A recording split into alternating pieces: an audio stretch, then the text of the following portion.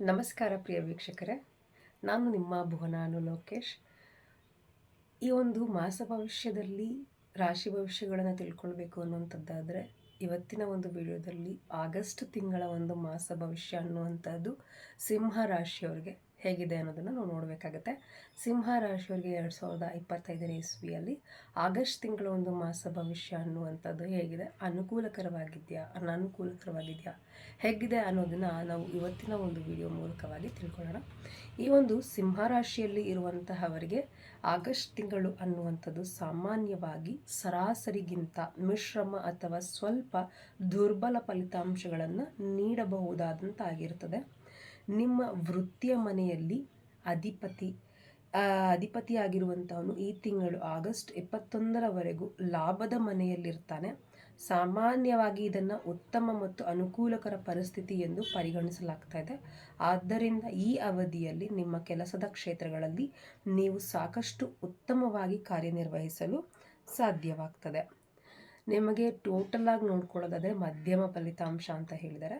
ಆದರೆ ನಿಮ್ಮ ಈ ಒಂದು ವೃತ್ತಿಯ ಅಧಿಪತಿಯಾಗಿರುವಂತಹ ಮನೆಯಲ್ಲಿ 21ನೇ ತಾರೀಕಿನವರೆಗೂ ಆಗಸ್ಟ್ 21ರವರೆಗೂ ಕೂಡ ಲಾಭದ ಮನೆಯಲ್ಲಿರೋದ್ರಿಂದಾಗಿ ಸಾಮಾನ್ಯವಾಗಿ ಇದು ಉತ್ತಮ ಅನ್ನುವಂಥದ್ದು ಕಂಡು ಬರ್ತಾ ಇರುವಂಥದ್ದು. ಲಾಭ ಅನ್ನುವಂಥದ್ದು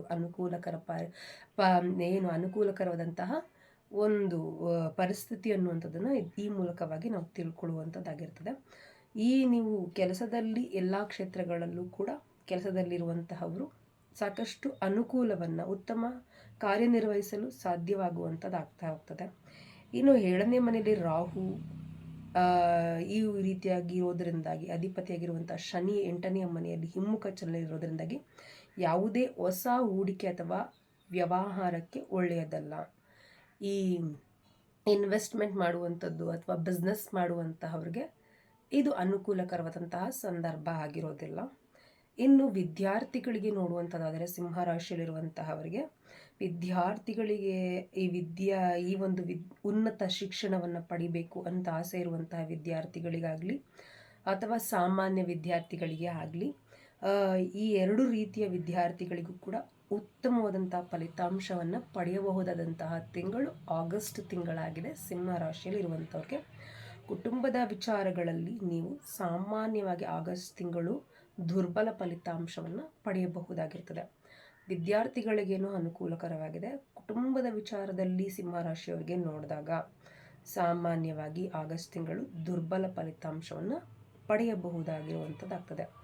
ನಿರ್ಲಕ್ಷ್ಯ ಮಾಡಿದ್ರೆ ಇನ್ನೂ ಕೆಟ್ಟದಾಗಬಹುದಾದಂತಹ ಸಂದರ್ಭಗಳನ್ನು ನೀವು ಕಾಣಬಹುದು. ಇನ್ನು ಸಿಂಹ ರಾಶಿಯಲ್ಲಿರುವಂತಹವ್ರಿಗೆ ಈ ಒಂದು ಆಗಸ್ಟ್ ತಿಂಗಳು ಪ್ರೀತಿಯ ವಿಚಾರದ ಬಗ್ಗೆ ನೋಡುವಂಥದ್ದಾದರೆ ಯಾರೊಂದಿಗಾದರೂ ತಮ್ಮ ಭಾವನೆಗಳನ್ನು ಹಂಚಿಕೊಳ್ಬೇಕು ಅನ್ನುವಂಥ ಆಸೆ ಇದ್ದಲ್ಲಿ ಬಯಕೆ ಇದ್ದವರಿಗೆ ಅದಕ್ಕಾಗಿ ಇದು ಉತ್ತಮವಾದಂತಹ ಸಮಯ ಆಗಿರ್ತದೆ. ನಿಮ್ಮ ಪ್ರೇಮ ನಿವೇದನೆ ಮಾಡ್ಕೊಳ್ಬೇಕನ್ನುವಂಥದ್ದು ಯಾರಾದರೂ ಇದ್ದರೆ ಸಿಂಹ ರಾಶಿಯವರಿಗೆ ಈ ಒಂದು ತಿಂಗಳು ಬಹಳ ಅನುಕೂಲಕರವಾಗಿರುವಂತಹದ್ದಾಗಿದೆ. ಹಂಚ್ಕೊಳ್ಳಲಿಕ್ಕೆ ಬಹಳ ಅನುಕೂಲಕರವಾದಂತಹ ಸಮಯ, ಉತ್ತಮ ಸಮಯ ಅನ್ನುವಂಥದ್ದಾಗಿದೆ. 7ನೇ ಮನೆಯಲ್ಲಿ ರಾಹು ಮತ್ತು ಕೇತುಗಳ ಪ್ರಭಾವ ಇದೆ.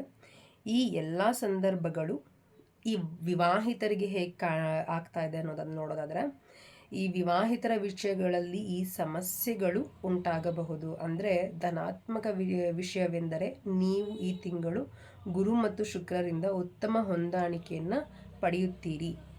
ಅಂದರೆ ನಿಮಗೆ ವಿವಾಹಿತರಿಗೂ ಕೂಡ ನಿಮ್ಗೇನೇ ಕೆಟ್ಟ ಗ್ರಹಗಳ ಪ್ರಭಾವ ಇದ್ದರೂ ಕೂಡ ಗುರು-ಶುಕ್ರರ ಒಂದು ಪ್ರಭಾವ ಕೂಡ ನಿಮ್ಮ ಮೇಲಿರೋದ್ರಿಂದಾಗಿ ಸಿಂಹರಾಶಿಯವ್ರಿಗೆ ಬಹಳ ಒಂದು ಉತ್ತಮವಾದಂತಹ ಹೊಂದಾಣಿಕೆಯಿಂದ ಜೀವನವನ್ನು ನಡೆಸಲಿಕ್ಕೆ ಅನುಕೂಲಕರವಾಗಿರ್ತದೆ. ಹಾಗಾಗಿ ವಿವಾಹಿತರೇನು ಚಿಂತೆ ಮಾಡುವಂತಿಲ್ಲ. ಇನ್ನು ಹಣಕಾಸಿನ ವಿಚಾರದ ಬಗ್ಗೆ ನೋಡುವಂಥದ್ದಾದರೆ ಈ ತಿಂಗಳು ಲಾಭವನ್ನು ಗಳಿಸುವ ಉತ್ತಮ ಅವಕಾಶಗಳು ನಿಮಗೆ ಒದಗಿ ಬರ್ತದೆ. ಅಂದರೆ ಲಾಭದ ರೀತಿಯಲ್ಲಿ ಕೆಲವು ತೊಂದರೆಗಳಾಗಬಹುದು. ನಿಮಗೆ ಲಾಭ ಬರುವಂತಹ ಒಂದು ಮಾರ್ಗ ಏನಿದೆಯಲ್ಲ ಆ ಮಾರ್ಗಗಳಲ್ಲಿ ಕೆಲವೊಂದು ನಿಮಗೆ ಅಡೆತಡೆಗಳು ತೊಂದರೆಗಳಾಗುವಂಥದ್ದು ಕಂಡು ಬರ್ತದೆ. ಹಾಗಾಗಿ ಸ್ವಲ್ಪ ನೀವು ನೋಡಿಕೊಂಡು ಈ ಒಂದು ಹಣಕಾಸಿನ ವ್ಯವಹಾರದಲ್ಲಿ ಜಾಗೃತರಾಗಿರಬೇಕಾಗುತ್ತೆ.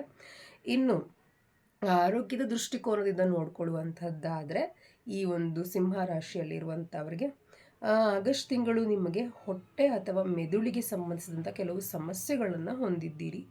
ಈ ತಿಂಗಳು ವೈದ್ಯರು ಸೂಚಿಸಿದ ಪ್ರಕಾರ ಚಿಕಿತ್ಸೆಯನ್ನು ಪಡೆಯುವುದು ಉತ್ತಮ.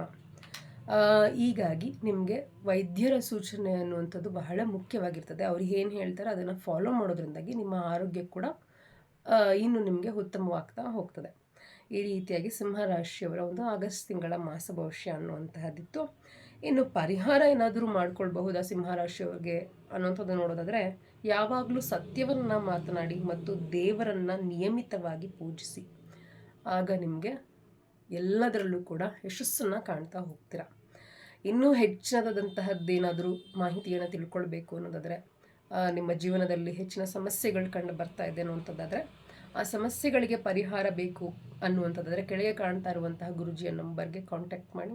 ಖಂಡಿತವಾಗಿ ನಿಮಗೆ ಪರಿಹಾರ ಸಿಗುತ್ತೆ ಅಂತ ಹೇಳ್ತಾ ಎಲ್ರಿಗೂ ಒಳ್ಳೆಯದಾಗಲಿ. ಧನ್ಯವಾದಗಳು.